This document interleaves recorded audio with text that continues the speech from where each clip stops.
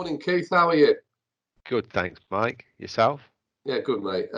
Busy week. The purpose of today is you attended virtually, obviously, the Microsoft Business Applications Summit, which took place 6th and 7th of May, I think.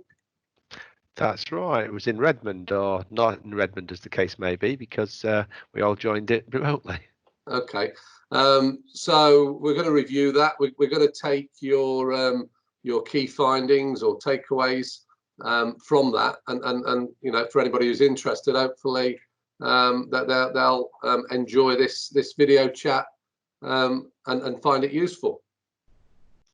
Well, I've got some slides, so shall we bring those up and talk to those? Just quickly before you bring that up, we're going to do this in 3 sessions, I think, aren't we, to break it up so it's not too laborious. Yeah, I think that's about the right amount of time for something like this. I'm hoping I've chopped the slides into about 3 15-minute sessions, but Okay. We're learning as we go, so let's see. Okay, let's have a look at what you've got. Okay, so in this session, we're going to cover the 5 big announcements that Microsoft made at the summit. We're also going to talk about some other sort of key points that you thought were relevant, and we're going to look at a top-level view of some of the stuff around Power Platform. Is that right? Absolutely. Okay. So I attended the event, obviously virtually. Some 27,000 people registered for it. How was the technology? Well, I couldn't believe that it was going to work, to be honest, but it was really good. There's 3 main parts to the show: the live broadcast, Ask the Expert, and networking meetings. Okay. So in the keynote, Microsoft addressed the whole audience, and after the keynote was finished, you could choose which live broadcast, 10 of those, and then you go into a second session and choose another live broadcast, and you'd get, you know, hundreds or thousands of people following these big live broadcast pieces. There were then specific sessions, you know, called Ask the Expert, and you could book into as a table of 10 or 12 people with 1 or 2 Microsoft presenters on a specific topic and do a deep dive Q&A into a particular area. So they were limited to very small groups. There were hundreds of those running. Wow. And then you could actually arrange private meetings with the people who were also attending the show if that's what you wanted to do. So it sounds like a very efficient format. Yeah, it's for my money a lot better than actually attending one of these events. You knock out the travel. You don't get the social interaction though. Well, yeah, the expenses bill was a bit lower, and you know, it's you do miss having a beer with the boys. That is a nice aspect. But when you look at how long it takes to get to Redmond and back, and also the advantage of consuming this content virtually is if you're in a session and you think you're in the wrong session, you can duck out and switch to another session and catch up. And that is a really good point, because if you go to Inspire or one of the old Convergence and you got into the wrong session and you were trapped between people, there's nowhere to go. Bloke trying to sneak out the back with no one seeing you, haven't we? I know, it's embarrassing. Yeah. And it's not any better when you go to another room and you want to go into a room and it started 10 minutes ago. It's exactly. Like, sorry, chap, you were my second choice. Exactly. Good. The main focus, although it was the business applications show, the main focus was the Power Platform. That's where most of the development has been. Well, a lot of the new news was about Power Platform. And of course, really, they're kind of one and the same thing for us. Really well attended, and I think they're likely to run the show this way in the future. And all of that content then, that's online now. You can still access that. Yeah, there's a hyperlink on the screen there for people. You can go in, you can attend any of those sessions. Do you have to be a partner or a registered user, or? No, you don't. You don't even have to log in. You just go to the hyperlink and it's all there for you. Wow, that's a real library of useful content there. Yeah, I mean, you pay a lot to attend these shows typically, and so it's great. Yeah, good. So, you know, during the show, there was a few key announcements, and 5 or so key announcements, and a bit of detail. The first announcement was integrating mixed reality into the Power Platform applications. Okay, so that's the ability to overlay real and virtual images in a business environment in the context of D365. Yeah, in your Power Platform applications that you're developing, you can include this mixed reality technology very simply. Okay.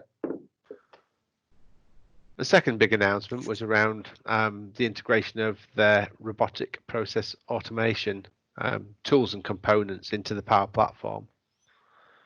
Okay, so in a Dynamics context, how does RPA apply? It's all about being able to record what you're seeing on the screen and then replay it, and effectively use the use your PC or like it's a bot,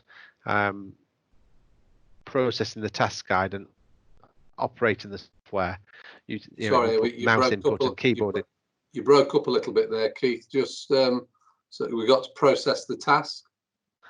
Yeah, you can process task recordings in the system, so you can record a session of using the application and then replay that with keyboard input and mouse input, and actually drive your applications using this software, the RPA software. It's great for testing things. It's great for training people, particularly useful for testing things at volume, because you can have many hundreds of bots running tests against a piece of software for you. Okay. It's also interesting to see the development of conversational AI, artificial intelligence. Because that's what I mean. I put chatbots into that box. Yeah, you can feed a chatbot with virtual AI, with conversational AI, but you can also feed a Power BI query or even an application that you've written. Yeah, so specifically when we're talking about conversational AI, we're talking about the computer listening to what you're saying, translating it into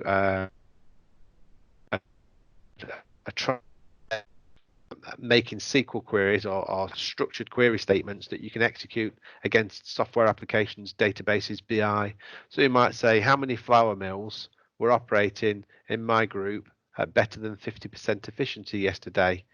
And the agent will turn that into a query, run it against Power BI, and show you the results. Okay, so it's an intelligent Alexa then. Absolutely. It's a little bit more techy, but actually for me the best bit of the show was the amount of enhancements they've made to the Power Platform for the Common Data Service. We'll run through those actually in the last of our 3 sessions, but there's been a significant number of developments about the detail of the way the CDS works that makes it more powerful. The Power Platforms have been... The Common Data Service, Keith, sorry to interrupt, but that's the common database for all Dynamics products now. On a common database, the products do have their own databases, and within CDS there is the common data model, and that's the database that the CRM sits natively on that database, but finance and operations does not. Okay. But the point of the CDS is that's invisible to application developers. All they do is they make queries or write data to or read data from the Common Data Service, and in the background the CDS sorts out which database it goes to, whether there's 2 databases with the customers and they both need to be kept up to date. Not really your problem. You just read and write to the CDS and it sorts the details out for you. Okay, so I was wrong. Well, sort of. You can tell me I'm a salesman, I can take it. It's been a moving target for the last couple of years, and I think it's just suddenly reached a real degree of maturity that's going to enable us to do a lot more with it in the near future. And the 5th major announcement was around Power BI being able to query this Common Data Service directly. In the past, we had to export the data from the database to somewhere and then report against it. But now we can report directly against the database or against the common data service using Power BI. So that's going to be a breath of fresh air for So most people. what I'm taking from all of these points is that everything's just got better, slicker, and more deliverable. Yeah, it's definitely version 2, and there's been a lot of people playing with these tools and technologies to see what they can do, running up against the limitations, finding out, well, it's kind of good, but I can't really do what I want to do. And I think they've unlocked a lot of more potential with the recent developments and will continue to do so. I don't expect to see Dynamics 365 deliveries without Power Platform delivery alongside it anymore. It will be every delivery we do will have some element of this. Brilliant, thank you. There was a few things also that I noted from the show. For me, there was the new Fast Track Certified Solutions Architect program for Dynamics and for the Power Platform. When you say Fast Track, how does that differ from the old track? Well, Fast Track is Microsoft's team of engineers that support enterprise clients in their deployments of the software. Okay. And the Fast Track team are Microsoft's delivery people who are there to guide customers and guide partners in larger and more complex projects. They also is Microsoft Consulting Services still operating? How does this fit with that? MCS is still a thing, and it's independent of Fast Track. Fast Track's there to guide customers and partners through delivering projects through a proper process and making sure they don't break things too badly. The Microsoft Consulting Services team is for customers who actually want to use Microsoft to do the majority of their deployment for them. So they're quite separate things. Why would you do that when you've got Dynamics packed? You might want to spend a bit more money, take a bit more time, have things done a bit more formally, and have Microsoft's name at the bottom of the paperwork. Okay, but if you want the best, get in touch with the partners who have been doing it for 20 years. Anyway, as I said, a salesman. Carry on, sorry. So there's a new certification, and our senior people are going to be excited about getting that badge because, it shows that they're a cut above their peers. Brilliant. Finally, there was the new e-commerce software, and Microsoft have announced a series of preview days, so you can schedule a session with a Microsoft person or people and mock up an e-commerce site and talk about how it's going to work for your company, and spend a whole day in a kind of pre-sales virtual workshop with Microsoft talking about e-commerce, and that's going to get the retail customers pretty excited, I should think. And obviously very relevant, because coming through this has shown a lot of e-commerce sites and platforms not to be up to the mark. So there's a lot of people going to be reviewing their e-commerce going forward. Yeah, really got caught with their pants down, didn't they? But even some of the large-scale websites. I lost you a little bit there. Because you live on a farm in the middle of nowhere now. I keep losing you. What did you got caught with their pants down? Retailers who didn't have a website. Yeah. And okay. even some of the big retailers who do have websites found that they just could not scale to the volume. I don't know if you had that experience yourself where you went shopping and you had to book a ticket in the queue, and in 23 hours time you'll be able to place your sales order. No, I had that experience. I think DIY stores were the worst. Well, they should have been using Microsoft technology. It's that IBM rubbish they were using. Okay. So in this session, we're going to go into a bit more detail on what we saw in the Power Platform. We'll talk about the mixed reality, do a better introduction of the common data service, and we'll dive into that at the end of the session, the third session, in quite some detail. We've all heard of Power Platform and the acronym, but to just in layman's terms, summarize what Power Platform actually is, if you don't mind. So the Power Platform, it's a set of tools for users and what you might call key users or senior users to build their own applications using a real simple tool set. There's 4 main components in there. There's Power BI for dashboard reporting analytics. There's the Power Apps for developing applications. So quite literally, people like financial controllers and sales managers be able to write their own little software applications using Power Apps. Okay. There's Power Automate, and that's a tool for developing workflows with. So if this happens and that happens, fire off this email or this alert or such like. And the Power Virtual Agent to chatbots, basically. So users will be able to build their own chatbot using this set of tooling. And Okay, so Power Virtual Agents is the chatbot technology. Absolutely. Okay. And these things sit together, so they work together. The Power Automate could call a workflow, could call a Power BI report. And the Power App, where you're doing a little expense recording application or something, could they all sit on top of the Common Data Service, which is a data handling service that deals with all the data for you. There's AI Builder component, so you can connect, say, that conversational AI piece into any of the 4 main pieces. But the Power Platform itself is really regarded as Power BI, the Power Apps you develop, the workflows that you make, and the chatbots. And for the layman, that summary you've given there and that slide is very useful. Thank you.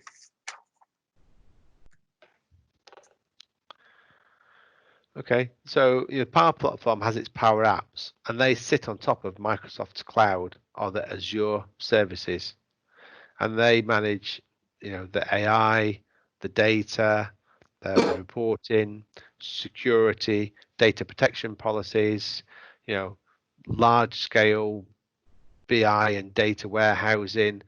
At the front end, those 4 simple Power Platform tools, you imagine that anybody could use. Microsoft talk about Citizen, and that's really senior users who can write their own apps using the Power Platform. And the Power Apps did used to be limited to that kind of functionality, but Microsoft have opened up the ability to use your Visual Studio tools and your Visual Studio Code. So pretty much the full breadth of Microsoft's application development platform can be used in and around the Power Apps platform.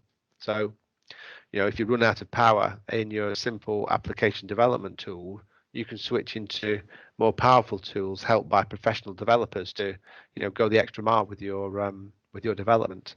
Does this mean that developers will use Power Apps now as a starting point for most of their developments?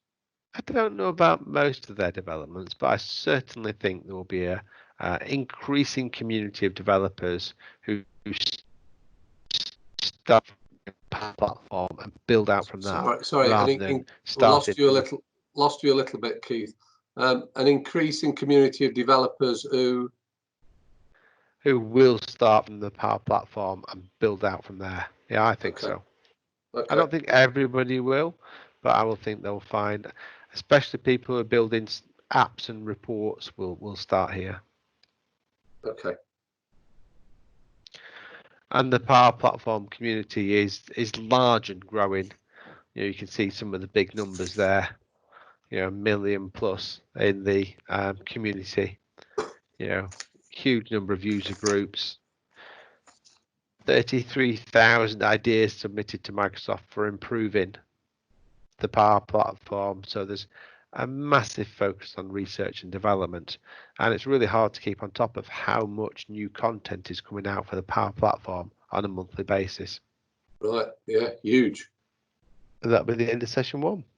So thanks for that, Keith. That was a really interesting session, obviously talking about those 5 key announcements and some of your key takeaways, and also, a very good overview of what Power Platform is now all about and how it's getting better.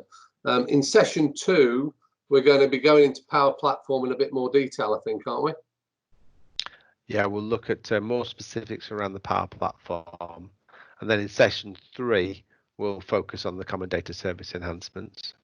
Brilliant. Okay, so have a great weekend. We'll do session 2 next week. For anybody who's watched that, I hope you well, enjoyed. It's probably too strong a word, but I hope you found it interesting. And hopefully see you in the future. Thank you. See you next week, Mike. Cheers, mate.